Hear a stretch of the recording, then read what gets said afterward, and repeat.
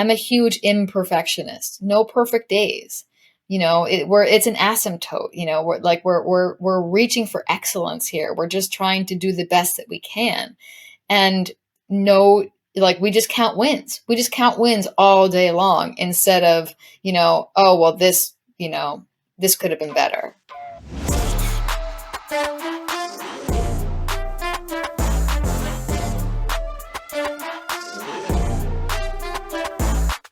Hey guys, welcome back to another episode of the Powerful Man Show. Today we have a very special guest for you guys. We have Kate Abate that is with us today. Now guys, Kate has worked with a lot of our men in the Powerful Man movement. She's not only transformed their physiques, but has also transformed their lifestyles. Today we're not only going to talk about the ways that Kate has helped these men, how you can possibly help yourself. But Kate has a very interesting journey herself, as well as insight into these guys that she sees enter into a program like the Powerful Man and the transformations that they get, not only with their physical selves and their confidence, but also in other areas of their life. Kate, thanks for being here. Doug, it is such a sincere pleasure. Thank you so much. It's an honor. It's an honor to do this work. It's an honor to share space with you. And I'm a huge supporter of what you're doing. It's part of my mission. And so it's been a really great journey to be able to start to be a fly on the wall with some of these terrific men that you have. Oh, thank you. I mean, we had such a great call offline when you and I connected. I think you and I decided, or at least I did, that we could probably be talking for about 8 hours or so. We'll try to keep it a little more condensed for today. But there's just so much here for us to discuss. And, I made the mistake of thinking we would just talk about physical transformation, and in learning about your background and what you've done and in your story, as well as what you've worked with these men, there's so many avenues that we can take. One of the things I'd love to start with, Kate, is if you don't mind sharing, just give us a little bit of background on you. Sure. I hail from New York, Westchester, and growing up, I was always engaged in sports and music and academics and all the things. And as a single child, my father really took me as his son, if you will. And so I was the only girl on the soccer team. I was the only girl on the drum squad, and I sometimes on other teams, and that was natural for me. So I really kind of enjoyed that.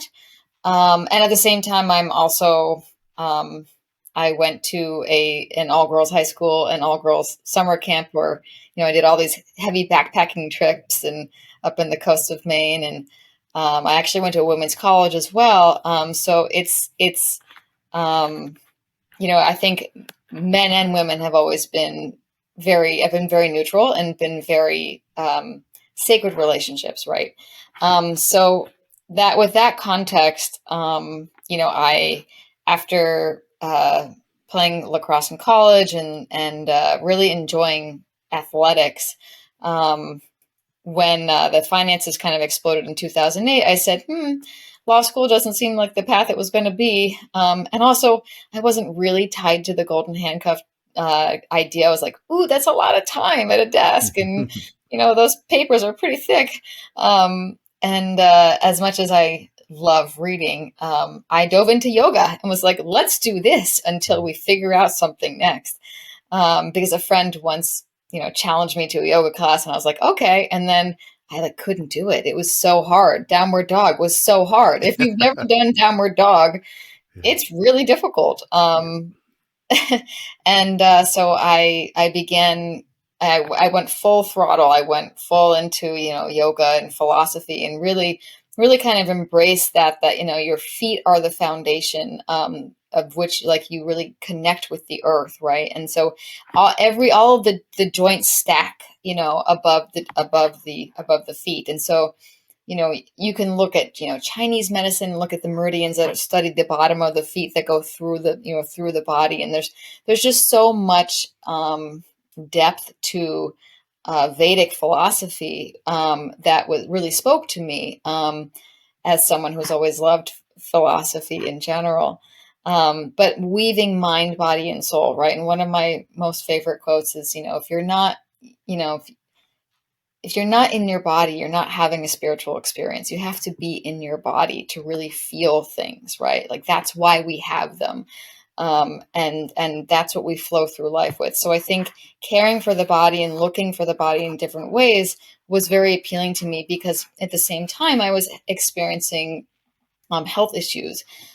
So, growing up, I always had a lot of digestive discomfort, but I kind of just, you know, uh, was told to suck it up, or I did suck it up, and it was, whatever.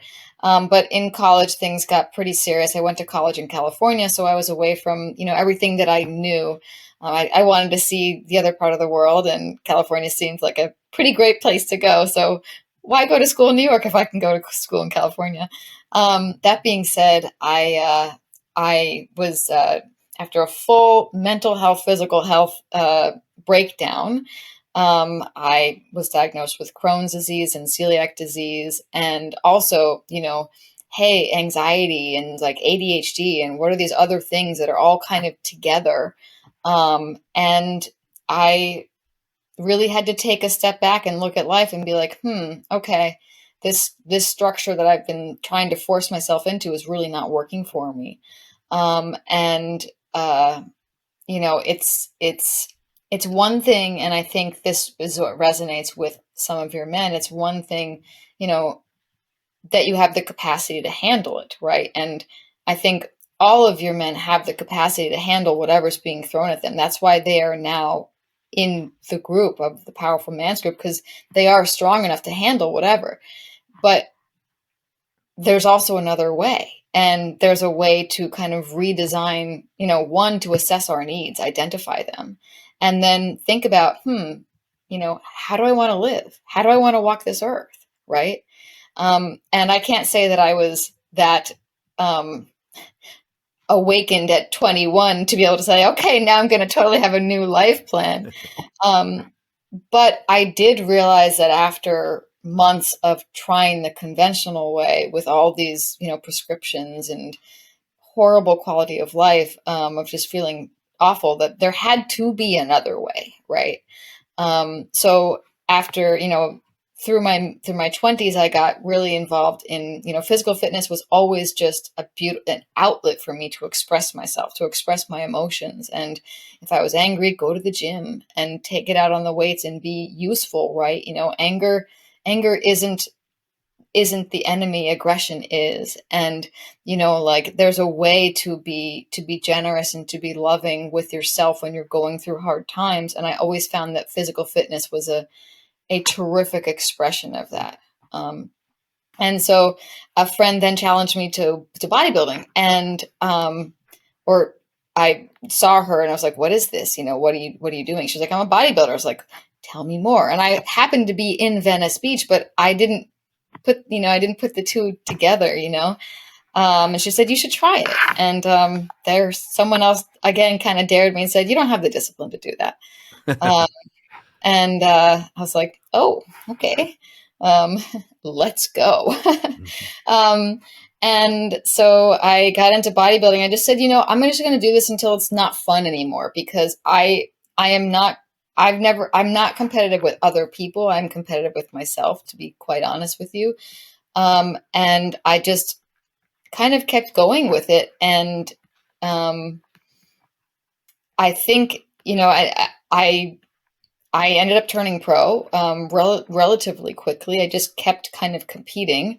And then I once I turned pro, I was astounded that I had even turned pro. To be, honestly, I was working out at Gold's Gym. I was really enjoying being a bodybuilder. And then I trained for my first pro show, and lo and behold, I won my pro debut, and that was 100% unexpected and mind blowing, because then you're straight off to the Olympia. And so that was immediately, as soon as I got off stage, I was so anxious, and I was like, oh my goodness, now I have to be ready for the Olympia, like now I have to really like tee it up and go with the big ponies, and that that ride was really such an honor, such a privilege to be in that space. And also, it was really helpful to learn really what it means to be a professional, to be prepared as a professional for anything that comes your way, and to really make no excuses and to know that it's not a sacrifice, it's a choice. And these are all choices that, people who, are privileged enough to make because they take their health seriously and they've, done those things. So that got me started on that. And I did that for a while, and that was really a terrific experience. And then I ended up pivoting back to school. I thought psychology would have been for me, but instead I had, during my first marriage, I experienced some. I was caregiving to someone with firsthand early cognitive decline, and that was very also what we call in gerontology non-age normative. So it was a non-age normative event that was really difficult to deal with and really surprising as well. And it really alerted me of, these paths are converging, right? The need to recreate life so that we are doing things that bring us joy that we want to be doing that also are aligned with our goals, as well as having an eye to the future of, like how do we take care of ourselves as we get older, and what does that mean, and what are the possibilities? Like, does it have to be the way it's always been, or can this really be can the next 50 really be the best 50, which is, as I then later learned, is what is true, that most people have far more joy in the second half of their lives than in the first. And that's a common misconception, right? So I continued with my education and became a credentialed gerontologist. And so the key variable I study is age, and essentially how does everything intersect with this concept of age, right? And what is aging, and how does that interact with wellness, and what does it mean to live a well-lived life? What does longevity mean, right? So pivoting a few years later, I ended up saying, well, what's this thing about community? Because I'm pretty sure that community is really at the foundation of longevity, right? And so as someone who is a gerontologist, some of the career paths are that you work with older adults, as you might imagine. Yeah. And so I'm very fascinated with the way that we organize as communities. I grew up with my dad being the mayor of my town, and I actually grew up in the boardroom of like making community decisions of which garbage cans are we going to have on the street, and like all of those minutia. But it's really is grassroots that really grow and develop a community, right? So I got involved with building communities, and so now we just built a community here in New York on the campus of Purchase College, and it's an intergenerational university-based retirement community. So it's blending all of those philosophies of, it's an intergenerational project where older adults are engaging in lifelong learning and interwoven with students and embracing engagement and connection and social wellness and well-being. And it's a very dynamic and robust environment. So that's a long story short to carry you to where I am now. And so you have the daytime, there's a community focus, and then bigger picture is how do we as individuals move through life, and what does that look like? And I am honored to work with mostly men, because to me it seems that we really need to look at what does leadership look like as we get older. And there are so many beautiful men who are ready to step into that role and looking for support to help redefine it so that they can be strong fathers, raising strong children, and, teaching younger generations how to live a well-lived life. I love it, Kate. There's so many nuances in there, as we talked about before. I'm curious from your perspective. Obviously, all of us know that when we when we look better and feel better about ourselves, that gives us much more confidence, and we're able to do more. When you're working with these men, what are some of the things that you notice that comes up for them? Like, where are they when they start with you versus, after months? I've seen the physical transformations as well as the emotional ones. Can you give us an idea of where you think most of these guys start off at? First of all, I think identifying support, who are your champions? And then what else is going on? Because your men are, it's not an IQ problem, right? No. Like it's you can Google any plan to make it work, or chat GPT or whatever, to have, I'll say, the business side of what could create an architected plan. But it's life that gets in the way, right? And so it's, what are the other things that are going on? Like, what are your obligations with your children? Where are there strings that are not well tied? And also, at the end of the day, it's 10 p.m. You had a meeting that ran late. You forgot your lunch. You're starving. You come home. You open the fridge. What happens? Well, I know what happens for me. Right. Grab the And first and most convenient thing.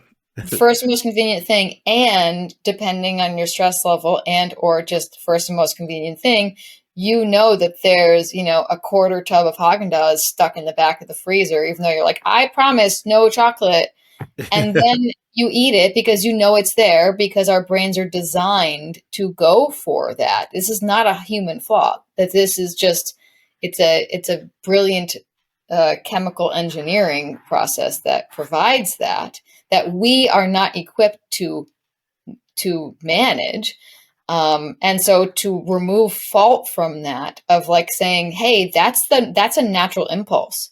Let's not try to make the impulse go away, right? Instead, let's try to honor, first of all, what's setting you up to have the impulse, and let's study that. And then second of all, let's give you something so that when you have the impulse, you reach for it and it's satiating to you and it nourishes you. Because what I notice is that we think about nutrition as like, okay, well, I shouldn't have these things, and which I don't believe in. I don't like, first of all, language is a beautiful tool to help us reframe our relationship with food, right? Everything that we're discussing that has to do with longevity and lifestyle is about a relationship. You have a relationship with food. You have a relationship with shame. You have a relationship with your concept of discipline. You have a relationship with what you think you should be able to do. And you're totally not valuing like the other deficits in your life. For example, like, you are a newly divorced dad with 3 young kids, and you happen to be the life of the party at the office. You're the social guy that everyone goes to, that everyone leans on. That's a lot that's being asked of you. That's a lot of nourishment that you're giving other people. So, and at the same time, it's fueling to you, but it's also draining for you. And so that's nourishment that you need to be able to receive back.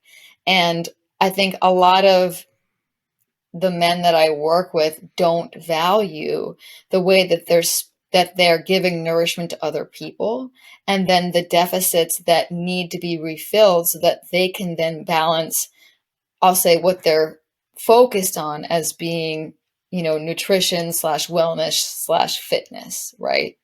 All guys can pick up come with ChatGPT and come up with a workout, right? That's easy, to do so. And I'm guilty of doing that sometimes as well.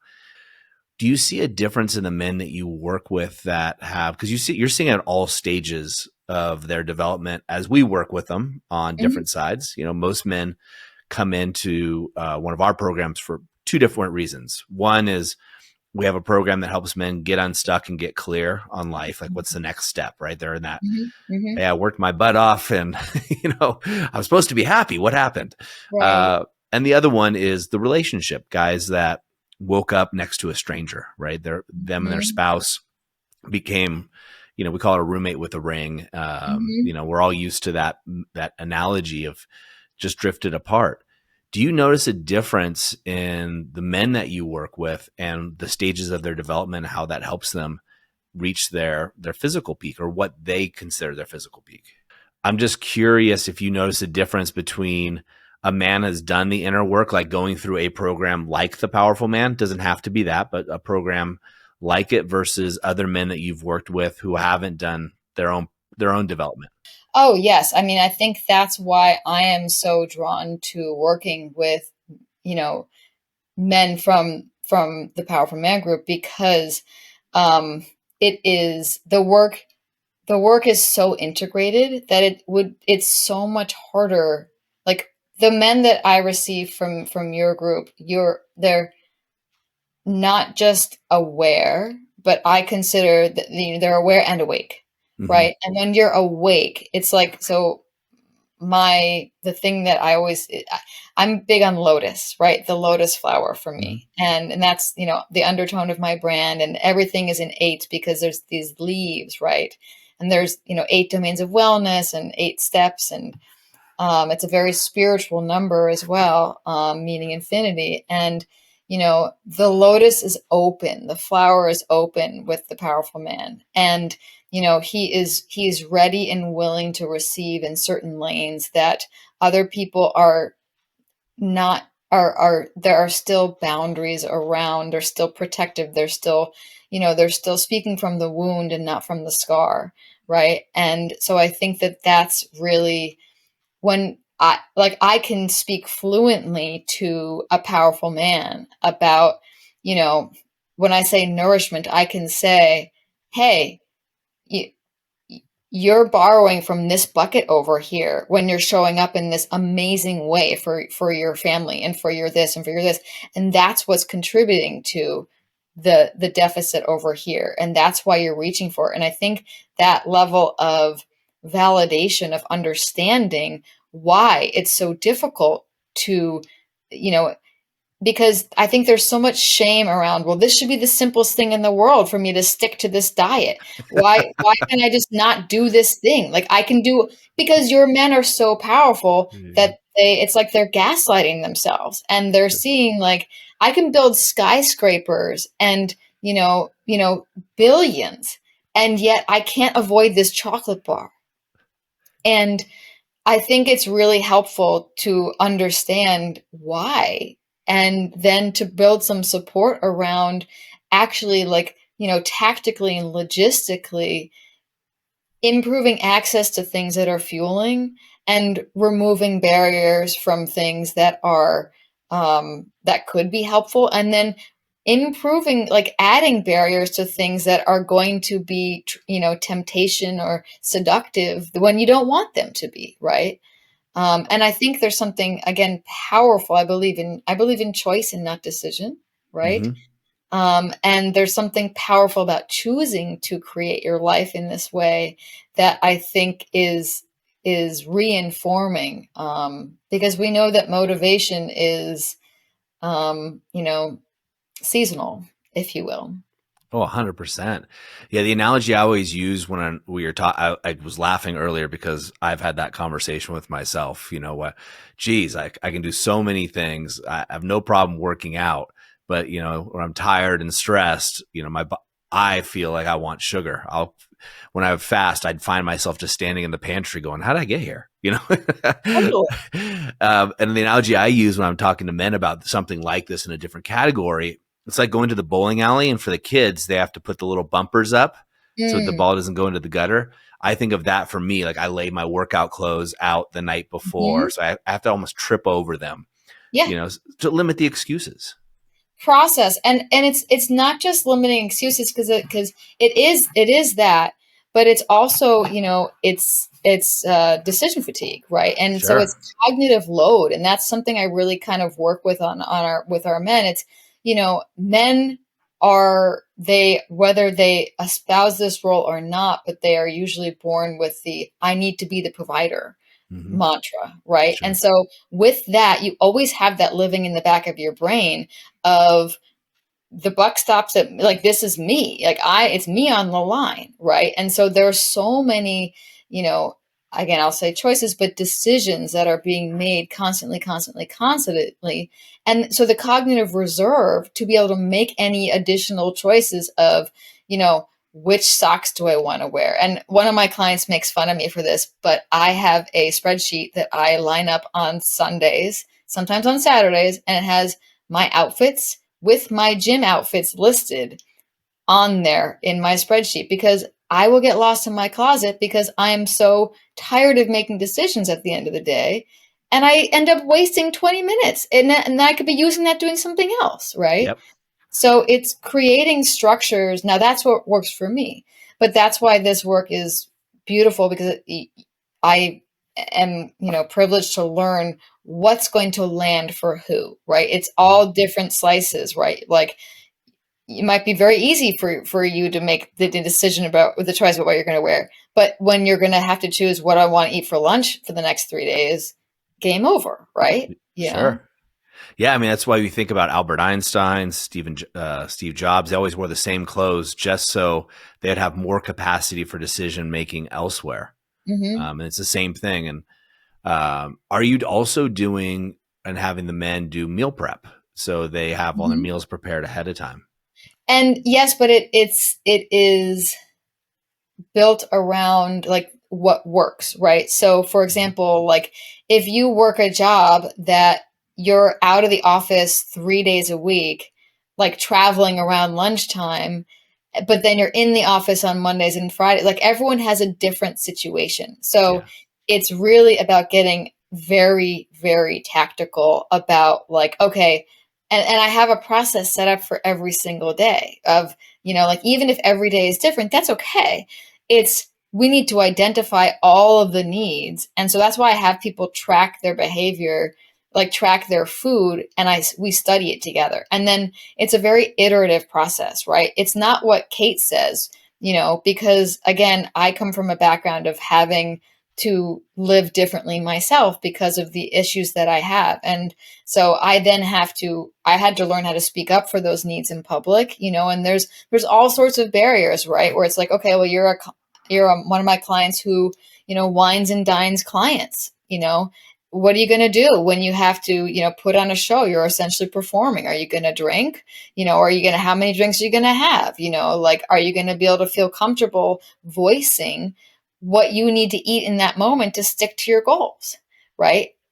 Or you have to make the lunch for the kids and you're last on the road, like last to be thought of. What are you going to be making for yourself? Or are you just going to like eat the rest of the bottom of the peanut butter and call it a day? Right.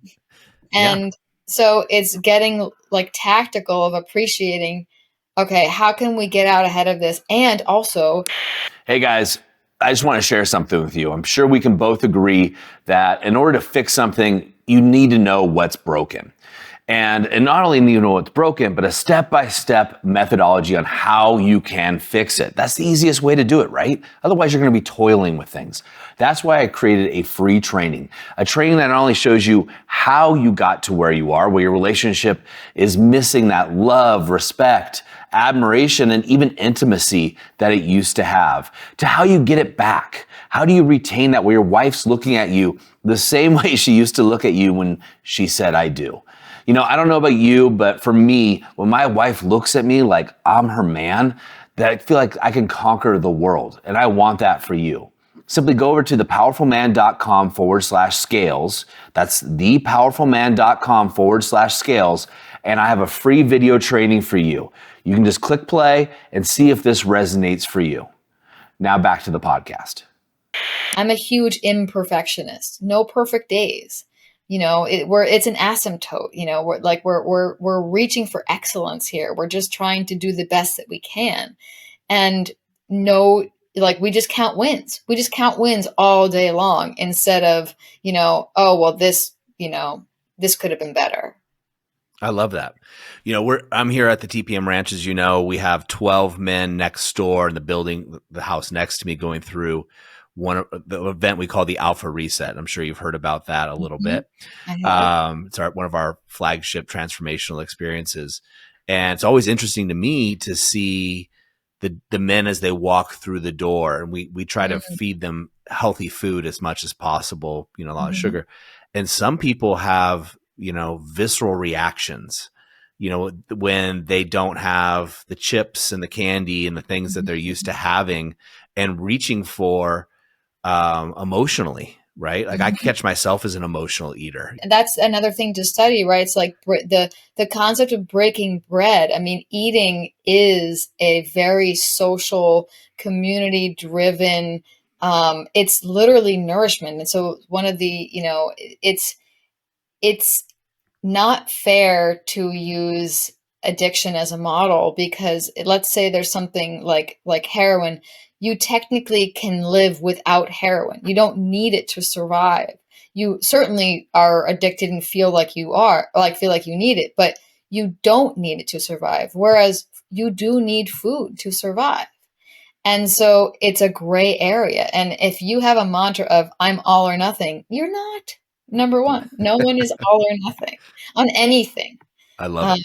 and that is just a great excuse to keep, punting the having to parse through the gray down the road. And that's what this complicated relationship with nourishment is all about. It is complicated. It is woven emotionally. It is socially embedded. There are going to be temptations and seductions all over the place, and we give and receive nourishment and fuel in ways that are not food and ways that are, right? Yeah, I find myself at 48 just starting to really learn to cook and do stuff. Mhm. When I was in the fitness field, you know, I would meal prep, but it would be just like a chicken breast, you know, and just the most basic Or- bachelor feel, you know, foods possible. And then yeah, having yeah. kids, I'm always the dad that goes, okay, well, I'm going to eat their leftovers, Right. and how that compounds. What I'd love to know, what are two or three common mistakes that you see a lot of these men making when they first approach you about working with you? I think limitations. Okay. So I think there are self judgments of, well, I can never do that. Like that's never worked for me in the past, so I could never do that. And I'm like, let's double click. Let's find out like what's underneath that and why. Because guess what? You can. Doesn't mean it'll work. This will work, whatever we're talking about. But let's first get through the I can't do that thing, right? So there's that. Okay. And then I think it's statements like, well, I'm all or nothing, so I'm either all in or I'm not here at all. And I'm like, okay, so let's Guilty on that unpack one that myself. one.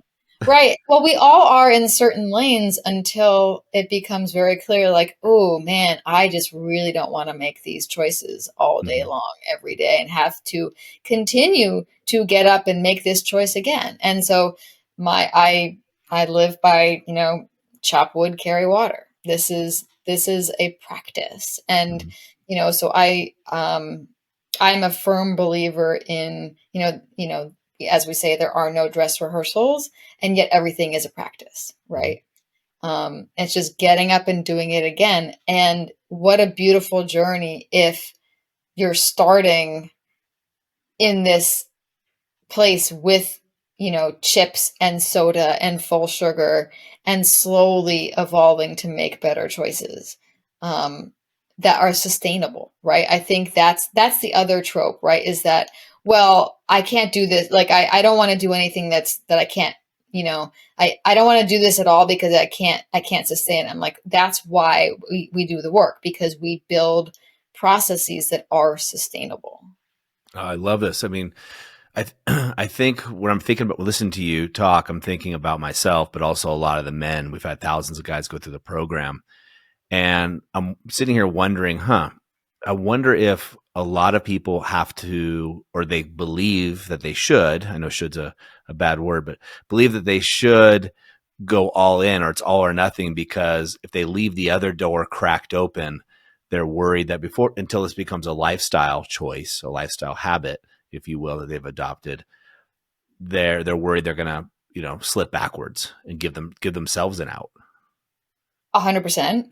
Yeah, it gives themselves an out, but also, it's about joy of making a pre-assumption that this could never be enjoyable. I'm just going to be miserable because I've Mm. only done this when I've done this in the past, I've just been miserable. So like I don't want to do that. Like I don't want to eat, bare chicken and asparagus. I'm like, well, great, because that's not really what we're suggesting. So Yeah. um, that's okay. Yeah. Um, but I think it's much like anything else. It's fear of fear versus just doing. Um, Yeah. I think for me, I fall in that category. And I'm finding myself getting out of that with knowledge on cooking myself, me mhm. actually doing the cooking.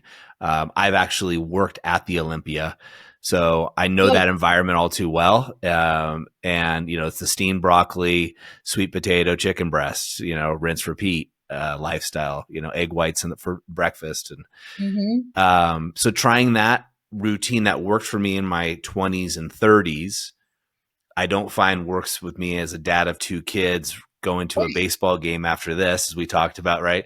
And 48. So it's almost, for me at least, and I'm just saying this because I wonder if other guys feel this. I have to break that mold of my own mental construct and go, okay, now I get to shout out to Chef Gregory, who's one of our guys who's trying to always get me to cook, learn to cook. And I'm actually doing it. And I'm finding like all these alternatives, like, wow, okay, this isn't as challenging as I was making it seem. I made some kind of mental construct in my own mind that making healthy food taste really good was too difficult. And almost like I had to have this Spartan outlook, because when I Yeah. work out, I want to eat better, right? One begets the other. But I kept running into like, well, crap, I want nachos every once in a while and beers out with the guys, and it's Right. limiting things. Exactly. And I think it's the limiting of things where you're like, where especially for your guys, it's I'm already I already don't exist in my own life. Mm-hmm. I already have 100% zero time for myself Yeah. or for anything that I want to do. I'm not even in the car. Everyone else is making all the decisions, and I'm just paying for the gas Yeah. and the car and the baseball game, and the hot dog that I don't know if I want to eat or not. And I think it is 100% adopting, breaking the construct of, first of all, we could go way back and be like, what does healthy mean? This is a super nebulous, loaded, and I think a little toxic term Yeah. when we're thrown around as if your version of healthy means, like, we're not thinking the same thing when we use this term healthy, right? And so instead, it's like, well, let's break food down. I mean, here, I'm someone who I can eat very strange foods because I have, again, Crohn's and celiacs and like other issues, which is what forced me to learn to be creative about food and forced me to learn to use alternatives and to learn how to cook it at 20, right? And so I had to start, because I was, Italian American. Okay, you can never have pizza, ice cream, or beer ever again. And, you know, one of my residents asked me just yesterday, like, because I got this ice cream truck for our whole community. And they were like, so how long did it take you to mourn this? And I was so touched, number one. And then number two, I was like, to be honest with you, I didn't even recognize this was something I was mourning until, like a decade later into my journey. And Mm. now that's for me, where I do have a black and white on what I can and cannot eat. But most of us, and so that's why I'm so driven to create joy in spaces that have been, you know, uh, promoted as having no joy. And, really working with our neurology, and really, there's a lot of, if do a neurological reset, right? Like your guys who are doing the Alpha Rising, or other programs where, you know, you're eating something different for a certain amount of days and then you come back to a different style of food. There's an opportunity there to reframe your relationship with food, right? And so I think, for you, you're going to a baseball game. And so I would say, okay, well, what are the options? Nothing's good or bad, but if you guys are going to eat, what are the actual options? And, you know, a hot dog and a bun is not that bad. That's not going to, that's not that bad. It's really not, all things considered, right? If you're having 7 hot dogs with chili and cheese and 3 bowls of ice cream and 3 sodas, also to dull the pain of not being able to honor what you need, that's the extra step, right? Sure. So I think it's breaking things down and then validating what's rightfully causing you to reach for the things you want to reach for. I love that. You're getting to the real truth behind it. A lot of the men that come in from, they're looking at us, our coaches, what we do is we break down what I call unconscious commitments. You're committed to things consciously or unconsciously, if it's a pattern, Totally. right? Yes. And what's the story behind that? And, the analogy I'll often use, Kate, is, I have a garden at my house. Super easy when there's weeds for me just to mow it down, right? You can't see them. What happens? They grow right back up, right? Rather than going, okay, I got to get on my hands and knees and dig through and pull the root out and figure out what's really going on with this garden. And the same thing goes with our belief systems, Yes. our stories that we tell ourselves. And I know I'm preaching to the choir with you, but I also know there's a guy probably on the treadmill right now or driving in his car that might be hearing this for the first time. And something that's been amazing to me, I was in the fitness industry for over 20 years, and I agree with you. Fitness and health can be 2 completely separate things. You could look aesthetically pleasing and be dying on the inside. And we see it every year. Yep. All the time. I have lost personal friends, people with whom I worked out next to for years, that names you would recognize, who no longer walk the planet, Yep. who are not old. Yeah. I mean, working these fitness industry events like I used to back in my early 20s. I mean, I've even now as a professional, I've been to so many conventions in other industries. The after hours were some of the most unhealthy uses because, you'll have people doing let's just call it, they'll be doing lots of drugs because it'll make you thinner. It doesn't add calories, or they'll take shots because it's less than beer. You very rarely see people drink beer in a fitness, industry event, but tequila shots, ecstasy, things like that are very prevalent. Shockingly so to most people that haven't been into that scene. And I know most of the men, I would say all the men that I know that you've worked with, health and longevity would be the first thing that they're looking for. And the fact that, I got to tell you, Kate, these guys look like cover models on a magazine. And these guys are in their 40s and 50s. It's not like these are 20-year-old guys walking around. Right. The gentleman that lives near you, I know well, that was here for not only I did his Alpha Reset and his Alpha Rising, but also the gentleman that introduced us and connected us to have this conversation. Man, he posts in our community on a regular basis. When he's working out, it's his own accountability. And I'm sure you're aware of this, but he's probably had, I'm going to make this number up, but he's told me a lot. And I've told him personally, 50 other men that have said, hey, thanks for posting that, because there legitimately have been times when I've been tired and I'll go in, I'll look at the private community and there he is posting, hey, I'm at the gym while I'm traveling. I'm like, crap, Gary, now I got to go. And it's been so inspiring to see his transformation. And it's not only been physical. I've seen his confidence rise, and this goes for all the men in every area of their lives.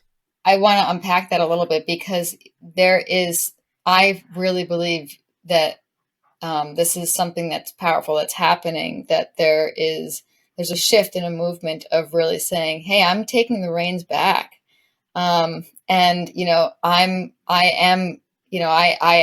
ask Gary, how do you want to walk the planet? Because, he is someone, and there are others who this can and should be the most powerful chapter of your life. And you may not have seen it coming, Yeah. but that is what we need in this world. If you want your children to grow up with strong role models, we got to get going because, we are living longer, and the ability to live well with the extended length, that's what matters, right? It's living well. We want what we call compressed morbidity. We want to have as much life and joy in the years we are on the planet. I'm not here to live forever. I'm here to live well and to Yeah. really suck the marrow out of life and to roll into home plate tattered and torn. That's the goal, right? And I think that, we this is what we need. But also, Doug, when I just want to make sure to hold the accountability of there's a reason why you're tired at the end of the day and why you're saying to yourself, I don't want to do that. And it's look at all the other people, look at where else you have spread your golden spirit of uplifting and nourishment. And look who else you fed today that has, is thriving because of the energy that you have put into them. And that's why you're tired. Yeah. And that's okay. And I always say, just listen, even if it takes longer for you to lace up your shoes and get on the treadmill for 5 minutes, you can tell yourself, I did that thing, even though I really didn't want to do it. And the truth is, you're not going to just do 5 minutes. You're going to do whatever you want to do because you believed in yourself and you valued yourself of saying, hey, I just fed all these other people and I deserve to feed myself too. That resonates so much with me. We have, I want to say it's 9 coaches in the Powerful Man, amazing guys. And after every live event that we do, we all gain weight. So we've had to change the menus that we bring to the events just to ensure, because we pour so much into the men going through. And I know that sounds like I'm bragging about what we're doing. That's not what I'm trying to do at all. I don't take it that way. Yeah. I'm the recipient of what you have poured in. And I get to be a fly on the wall in a lot of these rooms. And so, that's why I'm such a fierce believer in what you're doing and why it is such a perfect need, because again, I work with older people, right? And so as a community builder, I really appreciate anyone who's building community, who appreciates community, who sees that community is what keeps us going and thriving and loving one another, right? But also, there is no it's no secret that women outlive men. Yep. And that, in my communities, in there are far more single women than there are men. And I am fiercely invested in having us have life partners who are awesome until we kick. And that's what we need, and that's, if even I'm just selfishly involved in making sure my partner is with me until the very end, it's the magic that is, I think, supposed to be that we're all together at the table. I don't care who's calling who, what, whatever. It's just, we all need to be at the table. I agree. And what we go over, Kate, at the initial stage when a man comes into our program, we call it 5 territories. Self, which you've talked much about, taken from buckets. Health, which is an obvious one. Wealth, which is more abundance, spiritually or otherwise. Could be financially for some guys. That could be. It's all wealth. I mean, This is all about wealth. Yep, 100%. Yeah. And then relationships and business. And something that I noticed, so when we had I was the classic guy. I had my first kid. I gained weight with my wife. Like I was trying to keep up with her. I'm competitive. So I did it. And I remember turning to my wife and going, I'm sorry. She's like, what are you talking about? I go, well, you know what? I asked you when we got married that you couldn't, told you can't sleep with another man, but yet I let myself go. Like, that's not fair to you. Like, that's just not, and just in general, not that it has to be all about aesthetics. Not that it has to be all about that, but the commitment of Commitment. what you're giving your partner and the people around you, going through that. And I think a lot of men miss that. So men that'll come into our program for the activation method, which is the relationship angle, a lot of them will figure out real quick, like, oh crap, I realize I've let myself go. I haven't invested in my own growth to Mm-hmm. growing who I am in relationships, into my own spiritual self, Mm-hmm. but then also my physicality, right? The classic American male, or in the UK, it's the same. Go to the pub, have a few beers after work, a few drinks, which is fine. In your 20s, you can get away with it, right? You can outwork a bad diet to some degree. But as they get older, that compounds and the guys just stop growing. They grind it out at work, and they find that they're emotionally empty, spiritually empty, and Mm-hmm. physically they have no energy or ability to live the life that they want to. And what do Mm-hmm. most of us say? Well, I'm 48. What do you expect? Right. Or whatever, enter whatever age you are. Because I've heard this for guys in their 30s as well. And it's absolutely crazy. It's numbing, and it's also, how you age is how you live, Yep. right? And so it's that's, I think, why we have this rich opportunity, why I'm so fully devoted to reinventing this paradigm of, what does the well-lived life look like? What does the powerful man look like? What does wisdom look like? And I think it is a physique worthy of recognition. And it's because it shows that self-respect. And it is, every letting ourselves go, we're committing to ourselves first and foremost, right? And so I say that with a lot of respect, but for everyone who's involved, I think, attraction and sexuality, that is at the base of our identity. And to be disconnected from sexuality, it does start with, where are we getting our nourishment? Yeah. 100%. All around. Kate, I'm cognizant of the time as well. Man, again, I feel like we could go for another 8 hours, and it seems like it's been 5 minutes talking to you. I'd love to have you back on again. First and foremost, I love what you're doing. Thank you. Thank you for Like what that. you're doing for the men that come through the movement, that choose to work with you, and what you represent. It's a breath of fresh air. If somebody watching this says, "Hey, look, I'm interested in finding out more about Kate and what she's doing," where's a place that they could go? Well, first of all, Doug, the pleasure is mine. Sincerely, I I love each of the guys that I've worked with, and um, there's probably no secret that one of them is mine. um, and it's a pleasure to be building community with you in that way, and just an honor to be part of the work. If anyone is interested in continuing the conversation offline, I'm certainly happy to continue it online. um, I have a website, www.advocatelongevity.com, and so it's advocate with a K. Okay. I like And that. then it's also advocatelongevity@gmail. And that's pretty much just a pretty simple way to reach me. Awesome. We'll make sure we put that in the notes, whether you guys are watching this on YouTube or whatever podcast player you have coming in there.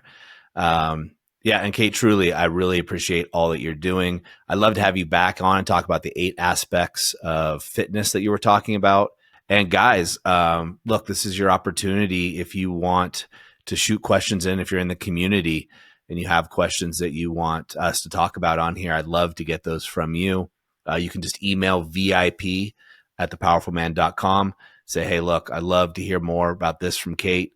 I have a bunch more topics I'd like to talk to you about, Kate, and get you on again. So thanks I so love much for that. all you're doing. Likewise. Thank you, Doug. You know, gentlemen, as I always say, in the moment of insight, take massive action. If you're like me right now and you're motivated and you want to drop down to the ground, do some push-ups, or I'm going to go to a child's baseball game, my son's, and I'm definitely going to be moving around. Kate's message is just inspiring, and it also gives me some hope, right? It can fit into our lifestyles. Make a decision now. Kate gave you bunch of amazing tips that you could do. Set your workout clothes out today, right? Set them out tonight. And that way in the morning you go for your Alpha Rise and Shine, or you go for a workout in the gym, and just give yourself the love that you deserve, starting with your body. But whatever you do, take some action, and we'll see you next time on the Powerful Man Show.